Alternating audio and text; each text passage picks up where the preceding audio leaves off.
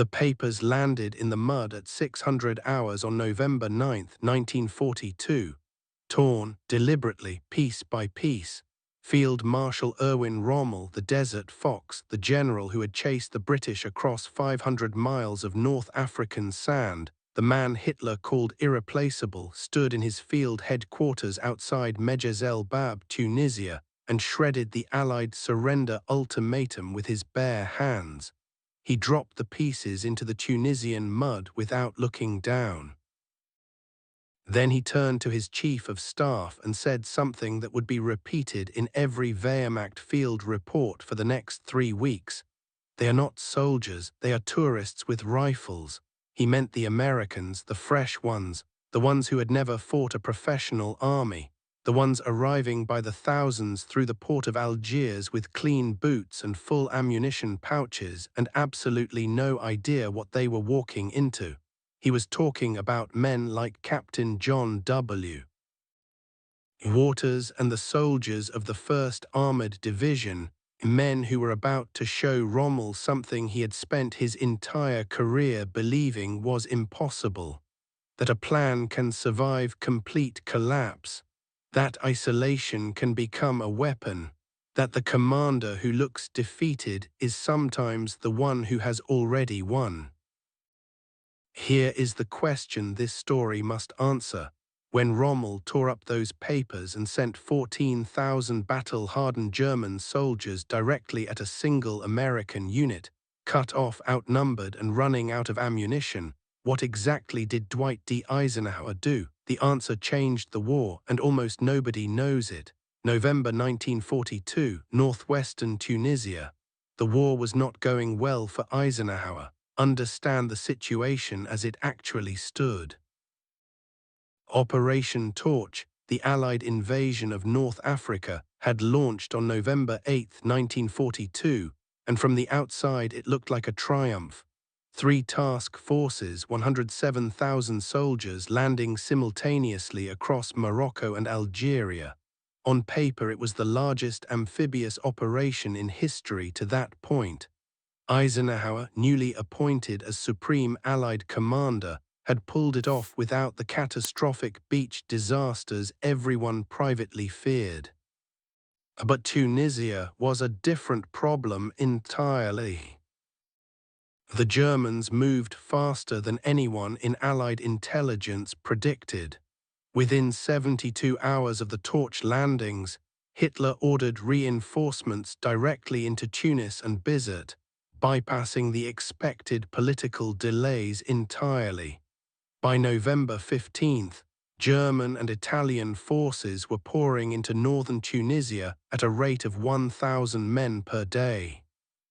The race to Tunis, the port city whose capture would determine whether North Africa fell to the Allies or held for the Axis, had already begun, and the Allies were losing it.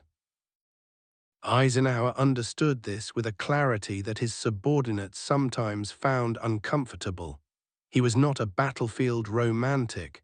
He had spent the interwar years studying Clausewitz, studying mechanized doctrine, studying the failures of the First World War's static thinking. His philosophy, drilled into every officer under his command from the moment he took AFHQ in Gibraltar, was captured in one principle he repeated so often that his staff could recite it in their sleep. The plan is nothing, planning is everything. What he meant, what he always meant, was this: the plan exists to get you to contact with the enemy. After that, the plan is a memory. What matters is whether your officers can think. The officer Eisenhower needed to think on November 18, 1942, was Captain John W. Waters, 29 years old, originally from Baltimore, Maryland. Son-in-law to General George S. Patton, a fact that was both an advantage and a source of ongoing professional anxiety for Waters, who was determined to earn every order he gave on his own terms. He commanded a company of M3 Stuart light tanks attached to the 1st Armored Division, the old Ironsides Division, America's first armored unit, which had arrived in theater with more confidence than combat experience. Waters was different from many of his peers. He had spent his pre-war years studying armor doctrine seriously, reading Liddell Hart, studying the German panzer operations in France, filling notebooks with tactical analysis that most American officers considered theoretical nonsense in 1938. When France fell in 6 weeks to precisely the methods he'd been studying, those notebooks suddenly looked prescient. His unit, 17 Stuarts, 2 half-tracks, 63 men, was assigned a mission that looked straightforward on the map in Allied Force headquarters. Jebel Lesouda, a rocky ridge rising above the flat plain of central Tunisia near the town of Faid. The ridge commanded the Faid Pass, the gateway through the eastern dorsal mountain range. If Rommel wanted to swing his armor west toward the Allied supply lines, he had to come through Faid. Waters' job was to take the German observation post on Jebel Lesouda's northern slope and destroy it before Rommel could use it to coordinate an armored push. Intelligence reported 40 to 60 German infantry, light weapons, no armor support. Garrison rotates every 4 days. Last rotation, November 15th.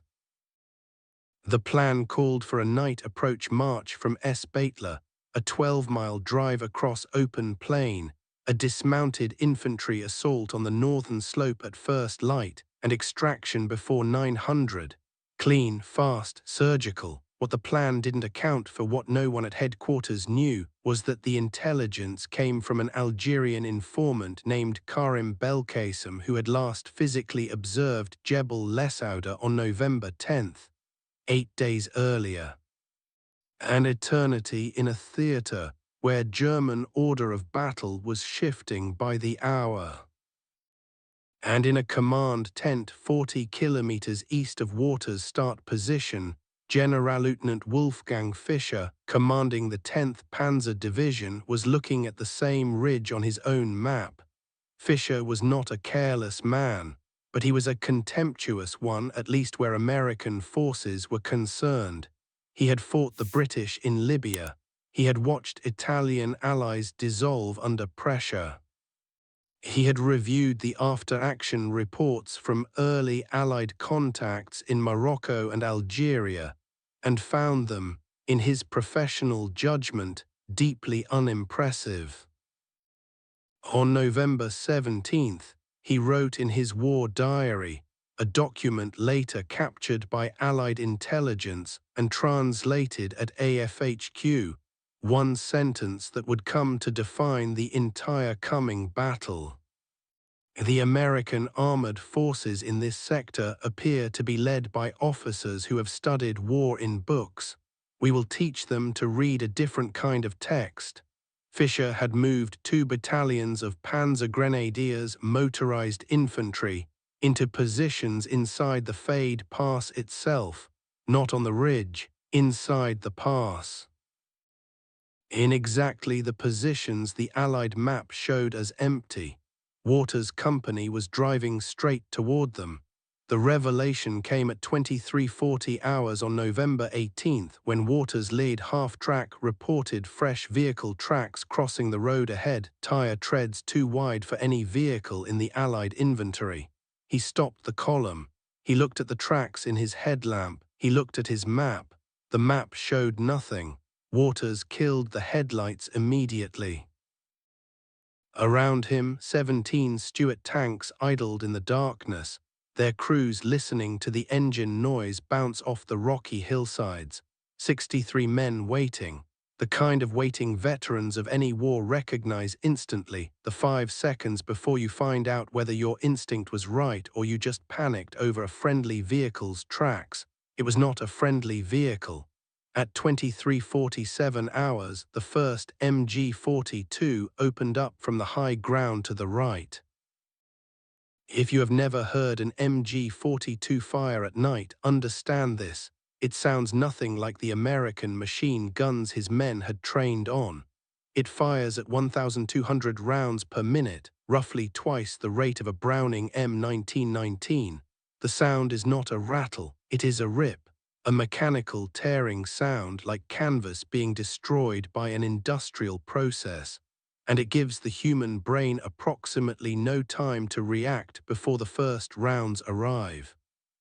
The half-track directly behind Waters' tank absorbed the initial burst. Corporal Dennis Farley, 22, of Youngstown, Ohio, was behind the wheel. He died before he could take his hands off the steering column. Then the second MG-42 opened from the left, then the third from directly ahead, where the Faid Pass entrance gaped in the darkness.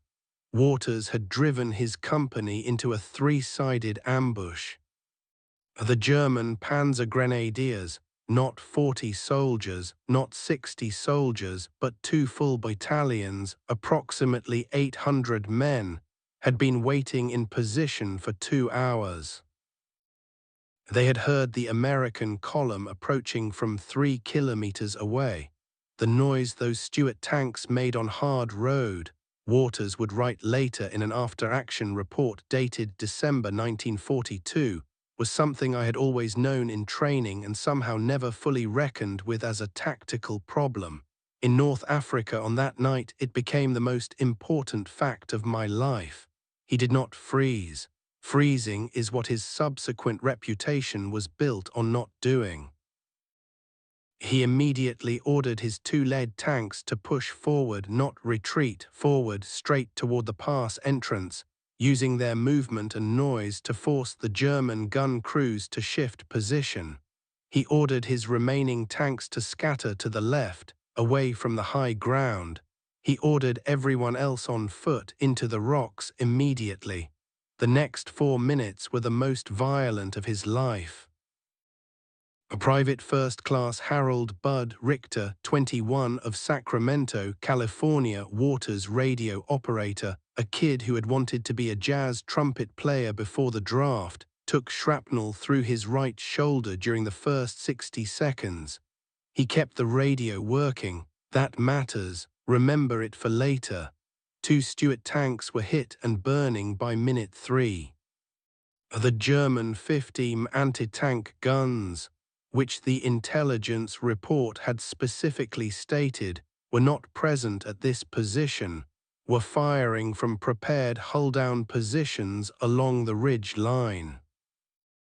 Not improvised, not hasty, prepared. This ambush had been waiting for them or someone like them for days. By 15 hours on November 19th, Waters had lost 2 tanks destroyed, 3 damaged, 7 men killed, 11 wounded including Richter, and was pinned against the base of a rocky escarpment approximately 600 meters from the Faid Pass entrance with no room to advance and no clear route to retreat. Then the radio crackled. It was not reinforcements.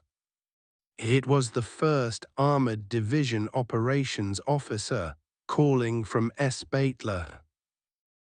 The mission parameters had changed.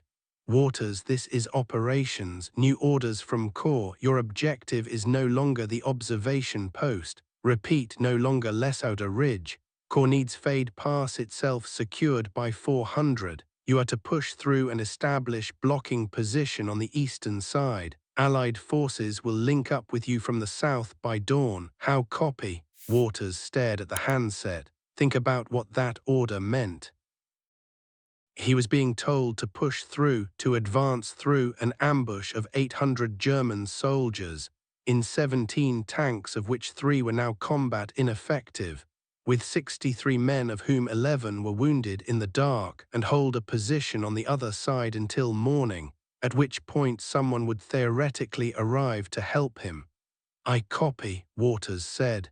He did not say anything else on the radio for the next 40 minutes. At German 10th Panzer Division headquarters, Generalleutnant Fischer received his first report from the Faid position at 30. The report said the American column had been engaged and stopped.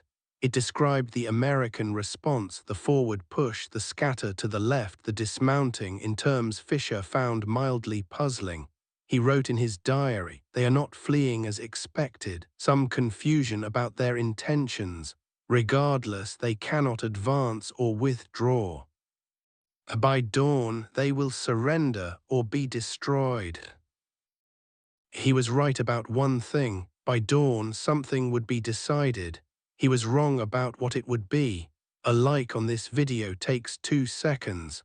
For the men who held that escarpment through that night, outnumbered 12 to 1 with their dead still in the burning tanks, it is the least we can do. The unit was completely cut off. Radio contact with headquarters gone. German jamming had started at 45. The carrier wave that Richter was fighting to maintain dropping in and out every 30 seconds. Reinforcement was a theoretical concept, not an operational reality. Waters had perhaps 40 effective fighters, somewhere between 60 and 80 rounds of 37 ammunition per surviving tank, and one wounded radio operator who refused to let go of his handset, and he had something else. Something that Fisher, reviewing his comfortable after-action projection at 30, did not know Waters possessed.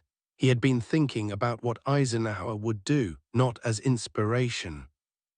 As method, this video gives you the story. But the Combat Blueprint, our free newsletter, gives you everything that doesn't fit in a video. Deeper details, forgotten heroes. Free to join, 10 seconds to sign up, link in the description. Now back in the video. There is a document that Eisenhower circulated to every division commander under his authority in October 1942, 6 weeks before Operation Torch launched. It was titled, in his typically blunt fashion, "Notes on the Use of Adverse Conditions."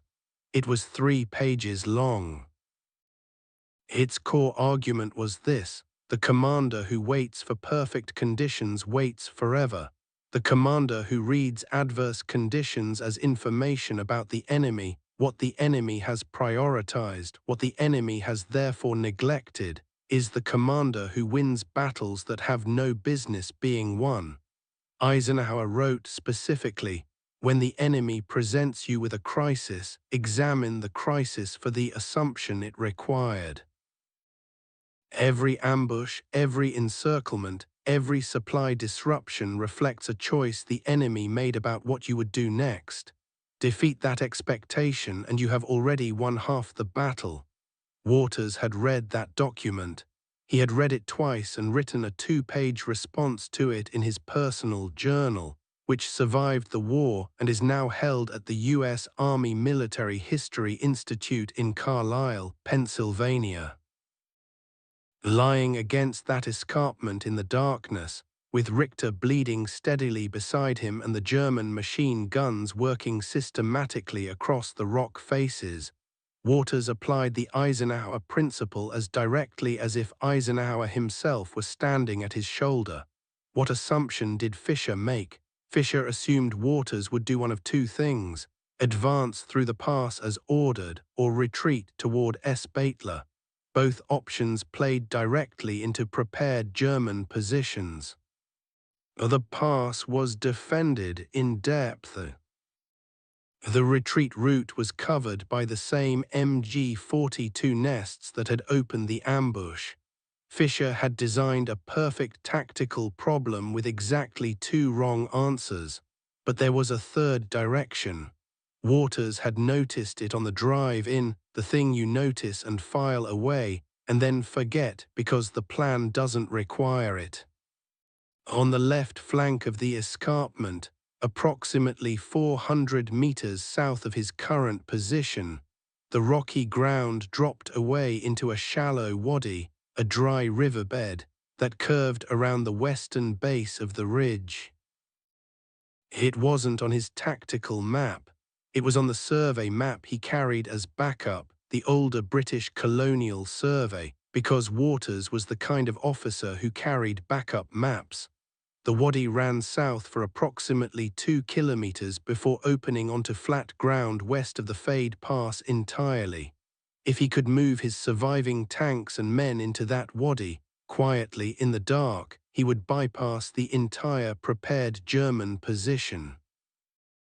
He would emerge south of the pass, outside Fischer's defensive envelope, in a position to do something Fischer had not planned for: strike the rear of the German artillery positions that were currently covering the pass entrance.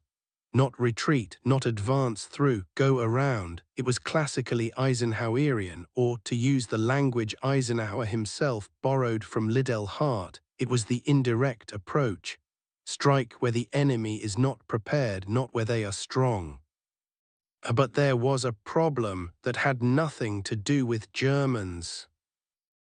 300 meters down the wadi, visible on the survey map, was a cluster of structures. A Tunisian farmstead. A family of Berber farmers and Waters had passed them on a reconnaissance 2 days earlier, seen the children at the doorway, smelled the cooking fires. Moving a column of tanks through that wadi in darkness without warning was not a neutral act. The noise alone could cause panic.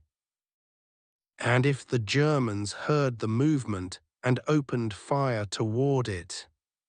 Waters turned to Sergeant Joseph Joe Mancini, 26, of Brooklyn, New York, who had been crouched beside him for the last 20 minutes with the patience of a man who had learned patience the hard way on the streets of Bed-Stuy before the war found him.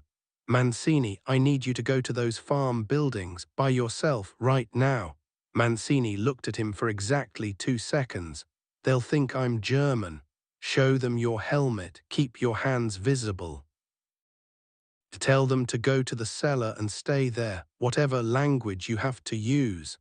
Mancini spoke no Arabic and no Berber. He spoke Italian from his grandmother and enough French from Brooklyn's Haitian community to ask for food and directions. He grabbed his rifle, left his helmet in the rocks, because an American helmet and a German helmet look very different in moonlight, and disappeared into the wadi. He reached the farmhouse in 11 minutes. He used French, then Italian, then the universal language of a man in obvious distress holding his hands up and pointing at the ground. The family, a father, grandmother, 4 children ranging from approximately 5 to 14, went into the stone cellar within 4 minutes of Mancini's arrival. If you are watching this channel for the first time, and this story of Waters and Mancini has already gotten under your skin, the channel that brings you moments like this one needs your subscription to keep going. Hit subscribe. These stories take months to research and they go nowhere without an audience. Mancini was back at Waters' position at 1:23. "Done," he said. He picked up his rifle. "You want to tell me the rest of this plan?" "Working on it," Waters said. He had been, and what he'd concluded was that it would work. It was dangerous, unconventional, and depended entirely on Fischer's overconfidence being exactly as complete as Phase 1 of this battle had suggested it was. Fischer expected panic. Waters would give him silence. 1:45 hours. The Stuart tanks moved without lights. Waters had briefed every surviving crew in 45 words or less, the maximum number of words that a man can retain and execute under fire in darkness. Go left, into the wadi, single file, engines at minimum throttle. Any tank that throws a track, crew abandons immediately and joins the infantry on foot. No exceptions. 11 tanks, 41 men able to fight.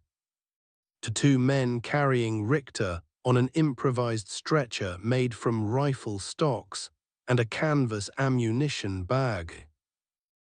The first 300 meters were the worst. The German MG-42s were still working, probing the escarpment, waiting for movement. 3 times a burst walked close enough that Waters heard the rounds snap through the air above the wadi. 3 times nobody fired back, nobody moved faster, nobody panicked. The Eisenhower principle again, silence as information. If you stop shooting, the enemy concludes you are either dead or have retreated. Fischer had not prepared a contingency for a third option. At 2:08, the lead tank, commanded by Sergeant Thomas Brubaker, 24, of Lancaster, Pennsylvania, a farmer's son who had driven tractors on terrain worse than this since he was 12, nosed around the southern bend in the wadi and stopped. Brubaker called back in a whisper that somehow carried, "Sir, I can see the guns." Waters moved up. The German artillery, two 105 howitzers and three 50 anti-tank guns, were positioned on the flat ground south of the pass entrance, facing north and northeast. Their crews were alert, facing the expected direction of threat, perfectly sighted to cover any Allied advance through or retreat from the pass. Not one gun was facing south. Not one crew had been told to watch the wadi. Fisher's assumption had been so complete that it had become a blind spot the size of a tactical catastrophe. Waters had 6 minutes before first light began to grey the eastern sky. "All units," he said into the radio. Richter, blading, exhausted, had maintained the internal net even if the external one was gone. "On my mark, maximum speed. First target is the right-hand howitzer. Do not stop moving until told." Richter, 21 years old, jazz musician from Sacramento who had taken shrapnel through his right shoulder 4 hours ago, pressed the transmit key and held it. "Ready," he said. The 11 Stuarts came out of the wadi at full throttle. The Stuart light tank is not a fearsome machine. Its 37 gun is adequate against infantry positions and light vehicles, and genuinely insufficient against anything the Germans considered serious armor. But at 2:14 hours on November 19, 1942, 11 Stuarts appearing simultaneously from a direction that was supposed to be empty produced an effect that no weapon specification can account for. Pure systematic shock. The right howitzer was destroyed in the first 15 seconds. Its ammunition cooked off in a column of white fire that lit the entire position like a flare. The anti-tank gun crews, silhouetted against their own gun flashes as they tried to traverse to face the attack, were hit by Waters' dismounted infantry, Mancini's squad of 9 men, running hard across flat ground, screaming in a way that Waters later described as the most effective psychological weapon I witnessed in the entire war. Failure moment 1. Brubaker's tank threw its right track rounding the second howitzer position. The tank spun, stopped dead. Brubaker and his 3-man crew bilayed out. Two of them had rifles. One had a .45 pistol. They joined the infantry attack on foot and did not stop moving. Brubaker personally knocked out the second howitzer crew with a grenade at a range of approximately 8 feet, which is the distance at which desperation overrides training. At 2:21, the German Panzergrenadier Battalion commander in the Faid Pass received a radio report that made no tactical sense to him. American armor had appeared behind his artillery positions and was destroying them. He requested clarification from Fisher's headquarters.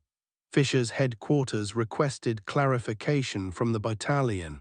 In the 7 minutes that exchange consumed, Waters' surviving 10 tanks completed the destruction of the artillery position and turned to face the pass entrance, now from the east, from outside, from the direction Fisher had specifically designed to be the killing ground for any Allied force attempting to break out. Fisher had built a trap facing one direction. Waters had walked around it and was now standing at the hinge. Failure moment 2 and the worst one. At 2:29, Richter collapsed, not from the shoulder wound. The shoulder had been manageable, internal bleeding, something the field dressing hadn't caught, hadn't been able to catch in the dark. Waters found him on the ground when he moved back to check the radio. Richter was conscious but barely, his face the color of old wax, still holding the handset. Net still up. Richter said. "Don't let go of it." Waters took the handset from him. He called for Corpsman Fletcher, the only medical man still functional. He kept moving. He kept giving orders. He issued them in a voice that his surviving men later uniformly described as calm, not artificially calm, not forced calm, the calm of a man who has concluded that there is no version of stopping that ends well and who has therefore simply stopped considering stopping. If your father, grandfather, or great-grandfather served in North Africa with the 1st Armored Division, the 34th Infantry, the 82nd Airborne, any unit that went through Torch or the Tunisia campaign, I want to hear about it in the comments. What unit? What campaign? Where did they end up? Those stories live in family memory and nowhere else. At 2:47 hours, Waters ordered the 3 least damaged tanks to push into the Faid Pass entrance from the western side, not to advance through, but to create the sound of advance. Maximum engine noise, lights on, everything that suggested a full armored assault coming down their throats. The Panzer Grenadier Battalion now receiving fire from the west, learning that their artillery was destroyed behind them and hearing what sounded like the opening of a major armored push from outside the pass, did what trained soldiers do when tactical coherence collapses. They began to pull back into the pass to consolidate, abandoning their prepared positions along the ridge flanks. Those flanking positions, the MG-42 nests, the observation posts, the communications nodes, were empty for the first time since before midnight. Waters took them in the next 14 minutes, not with tanks, with 23 men on foot in 2 groups, moving along the ridge flanks that the Panzer Grenadiers had just vacated, moving through positions that should have been impossible to approach. Moving because the enemy, in retreating to consolidate, had handed them the very ground they needed. At 3:11 hours, Captain John W. Waters stood at the Jebel Lesauda observation post, the original objective, the target that headquarters had forgotten to cancel when they issued the new orders, with 11 effective fighters, 1 wounded radio operator who was still breathing, and the coordinates of the Faid Pass artillery position in his notebook. The position was secured. The cost: 4 men killed, 14 wounded, 2 tanks destroyed, 4 damaged. 1 jazz musician from Sacramento who would not play trumpet again with his right arm and who knew it. At 10th Panzer Division headquarters, Generalleutnant Fischer received the full report at 400. He read it 3 times before he wrote anything in his war diary. What he wrote was, "The Americans did not behave as expected. Their commander found an approach that our defensive planning had not considered. I do not understand yet how this was done." Fischer's confusion was, by that point, irrelevant. But it was also, in its way, a kind of tribute. The Faid Pass at dawn looks like something a god was angry about. 2 burned howitzers, 40 meters of ground tracked and chewed by tank treads, positions blasted open by grenades and fire, German equipment, ammunition crates, signal wire, a field telephone still connected to a line that ran nowhere now scattered across the approaches.